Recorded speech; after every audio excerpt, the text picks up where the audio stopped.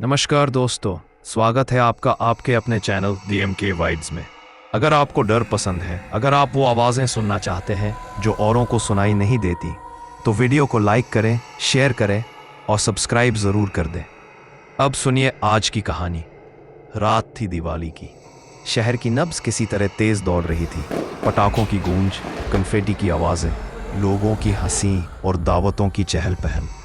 पर उसी रोशनी के बीच एक कोना ऐसा भी था जहां रोशनी का मतलब सुरक्षा नहीं था। शिवलोक टावर की 7वीं मंजिल पर 713 नंबर के फ्लैट की एक छोटी सी बालकनी थी, और उसी बालकनी के कांच के पर्दे के पार एक घर था जिसे लोग नज़रअंदाज कर देते थे, शायद इसलिए कि हर साल दिवाली के वक्त वहां से अजीब सी रोशनी निकलती थी, नीली सी, धुंधली सी।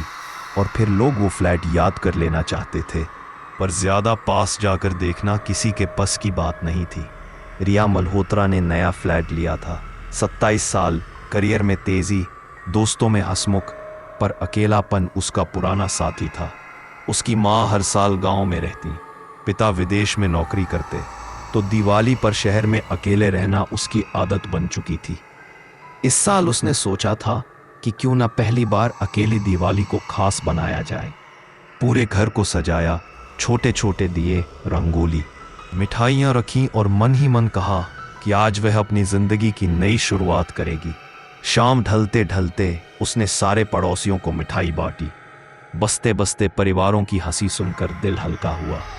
उसने अपने घर की बालकनी से नीचे की रोशनी देखी। एक पुरानी बिल्डिंग की छत पर भी एक ठहरी हुई आकृति दिखी। वह थोड़ी देर तक देखते रही, फिर वापस अंदर आई। 12 बजने का समय नजदीक आ रहा था। उसने सोचा कि आखिरी दिया वही बालकनी पर जलाएगी और सारा घर, सारा जीव सा कमरा रोशन होगा। 12 बजे, जैसे ही शहर भर ने पटाखों की गूंज के साथ अपने अपने घरों में खुशियां मनाई, रिया ने अपना आखिरी दिया जलाया। पर दिया की लौ थिरकने के बजाय कुछ अलग हो रही थी। आम पीली या सुनहरी रोशनी के बजाय उसकी लौ में एक तीखी नीली झलक थी, मानो किसी और दुनिया का रंग फुसफुसा रहा हो। रिया ने ऊपर की ओर देखा। सामने वाली पुरानी बिल्डिंग की खिड़की में हल्की सी नीली चमक थी, और उस खिड़की में किसी की परछाई ने उसका ध्यान खींचा। वह लड़की लाल साड़ी में खड़ी थी। साड़ी की मोरलें हवा में झूल रही थी। उसका चेहरा आधा जला हुआ था, बाल गीले से लगे थे और आंखें सफेद, बिना कोई काला हिस्सा, जैसे आंचल में राख हो। वह रिया की तरफ देखते हुए मुस्कुरा रही थी, पर वो मुस्कुराहट किसी के लिए सुखद न थी। वह डराती हुई और आमंत्रित भी कर रही थी, दोनों ही थी।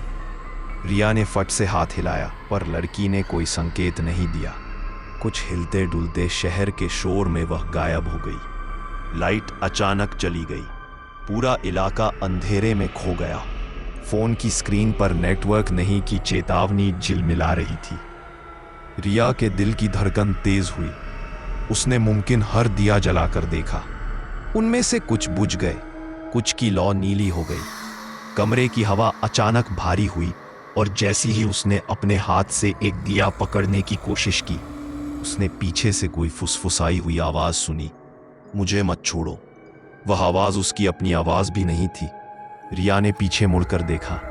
आईने में उसी लाल साड़ी वाली लड़की का प्रतिबिंब था।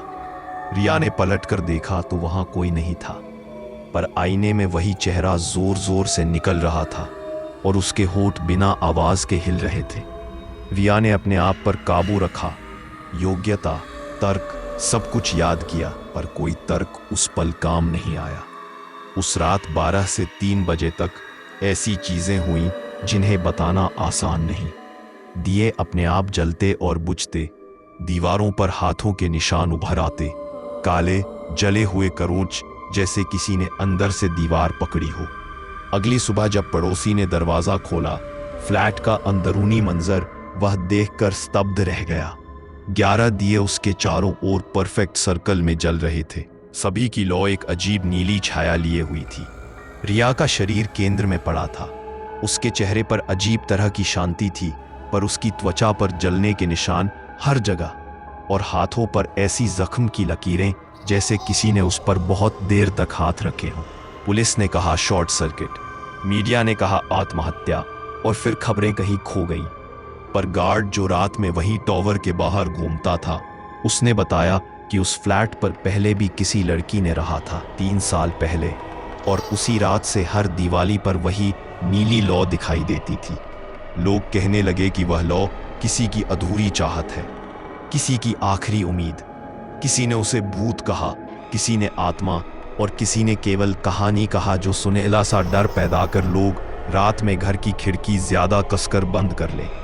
पर सच वह था कि शहर की भीड़ में रिया का नाम किसी की जुबान पर नहीं रहा, और परछाइयों की तरह वह कहानी भी धीरे धीरे कहीं दब गई। तो दोस्तों, यही थी आज की कहानी, शिवलोक टावर की नीली लौ। कहानी खत्म हुई, लेकिन क्या सच में खत्म हुई? क्योंकि कुछ कहानियां बस रुकती हैं, खत्म नहीं होती।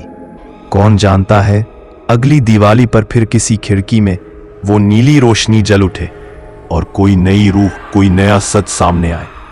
अगर आपको ये कहानी पसंद आई हो तो वीडियो को लाइक जरूर करें, अपने दोस्तों के साथ शेयर करें, और अगर अब तक नहीं किया है तो चैनल दी MK वाइब्स को सब्सक्राइब कर लें, क्योंकि डर की अगली कहानी, रहस्य का अगला अध्याय यहीं सुनने को मिलेगा बहुत जल्द। दी MK वाइब्स, जहां कहानियां सिर्फ सुनी नहीं जाती, महसूस की जाती हैं।